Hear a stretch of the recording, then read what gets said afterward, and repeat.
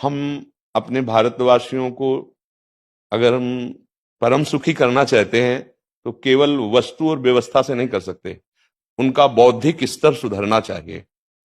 आज हमारे समाज का बौद्धिक स्तर गिरता चला जा रहा है, बहुत चिंता का विषय है। हम सुविधाएं दे देंगे, हम विविध प्रकार की भोग सामग्रियां दे देंगे, लेकिन उनके हृदय की जो मलिनता है, जो हिंसात्मक वृत्ति है, जो अपवित्र बुद्धि है, ये जब तक ठीक नहीं होगी तब तक हमारा देश धार्मिक देश है, हमारे यहां धर्म की प्रधानता है। तो इसी बात को बार बार हम सबसे निवेदन करते हैं कि ये जो हमारी नई पीढ़ी है, इसी से हमारे राष्ट्र की रक्षा करने वाले प्रकट होते हैं। जो विद्यार्थी जन है, उन्हीं में कोई एमएलए बनता है, उन्हीं में कोई सांसद बनता है, उन्हीं में कोई मुख्यमंत्री बनता है, उन्हीं में कोई राष्ट्रपति या प्रधानमंत्री उन्हीं में अपने लोग भी सब थे। अब हमारी शिक्षा केवल आधुनिकता का स्वरूप लेती जाए और व्यभिचार प्रवृत्ति, व्यसन प्रवृत्ति, हिंसा प्रवृत्ति, ये नई पीढ़ी में देखकर बहुत असंतोष हृदय में होता है। इसीलिए कितनी भी शरीर में पीड़ा हो, हम प्रयास करते हैं जितने से जितने सामने हमारे भगवत स्वरूप जन आते हैं, पहले बुद्धि शुद्ध होनी चाहिए। मय्ये वो मन आदत्स्व मयि बुद्धिम निवेश है, तो निवशिष्यति मय्येव अत ऊर्ध्वम न संशया, तू मेरे में ही निवास करेगा, अर्थात भगवदानंद में। अविनाशी जीव कभी भोग विलास में तृप्त हो ही नहीं सकता। हम अगर अपने राष्ट्र की विशेष सेवा, तो हमारे धर्म का परिचय, जैसे आप जन करते हैं, धर्म का हमारा क्या स्वरूप है, हमारे जीवन का लक्ष्य क्या है। हमें जितना राम जी प्रिय हैं, कृष्ण जी प्रिय हैं, उतने ही भारत देश हमारे लिए प्रिय है। जैसे राम भक्त, कृष्ण भक्त, वैसे हमारे भारत देश का हर जन जन हमारा आदरणीय और पूजनीय। पर अब जो मानसिकताएं बन रही हैं, वो हमारे धर्म और हमारे देश के लिए लाभदायक नहीं होंगे। व्यसन का इतना बढ़ता स्वरूप, व्यभिचार का इतना बढ़ता स्वरूप, हिंसा का इतना बढ़ता स्वरूप, ये बहुत ही विपत्तिजनक है। अगर ये बढ़ता रहा तो हम विविध प्रकार की सुख सुविधाएं देने पर भी अपने देशवासियों को सुखी नहीं कर पाएंगे, क्योंकि सुख का स्वरूप विचार से होता है। सुख और दुख की स्थिति सत्य नहीं है, आगमा पाइनो अनित्यास, लेकिन हमारा विचार, और विचार हमारा गंदा हो रहा है।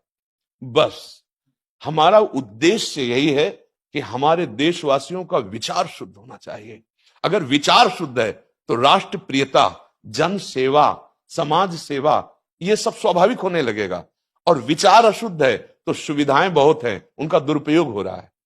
तो बस आप सबसे बड़े बड़े जो उपदेष्टा जन हैं, जो बड़े बड़े धर्म की रक्षा के लिए भगवान ने जिनको भेजा है, उन सबसे यही प्रार्थना है कि सब व्यवस्था करते हुए हमारे देशवासियों की बुद्धि अध्यात्म को समझे। बिना अध्यात्म को समझे दुख सुख की समानता बिना किए परम सुख का अनुभव हो ही नहीं सकता। इस मायाकृत भोग पदार्थों को भगवान ने दुख योनया कहा है। मानो एक बोर्ड लगा दिया, दुखालयम अशाश्वतम। और हम सब यही चाहते हैं कि लौकिक भोगों को भोगने से ही हमारा राष्ट्र सुखी हो जाएगा या हम सुखी हो जाएंगे। नहीं, लौकिक भोगों को पूजन सामग्री बना करके और साध्य सच्चिदानंद प्रभु को रखा जाए तो आनंद की उमंगन हो जाएगी। बहुत सुंदर मानव जीवन का स्वरूप है, जिसे देव दुर्लभ कहा गया। दुर्लभो मानुषो देहो, लेकिन क्या दुर्लभता शब्द स्पर्श रूप रस गंध इन्हीं विषय के भोगने की या इन्हीं सुविधाओं के लिए दुर्लभ कहा गया? दुर्लभ है किसी सच्चिदानंद सुख के लिए। और उस सुख को तो हम भूले हुए, एकदम बहते हुए शब्द स्पर्श रूप रस गंध के प्रवाह में चले जा रहे हैं और इसी को सौभाग्य समझ रहे हैं कि हमें सुख प्राप्त हो रहा है। नहीं, हम सबसे प्रार्थना करते हैं कि आप अपने धर्म को समझिए। आप अपने स्व को जहां जहां स्थापित करते चले जा रहे हैं, आप उसे गंदा करते चले जा रहे हैं। मदिरा में, हिंसा में, द्यूत कीड़ा में, बेविचार में, इसे दोष नहीं समझा जा रहा आज।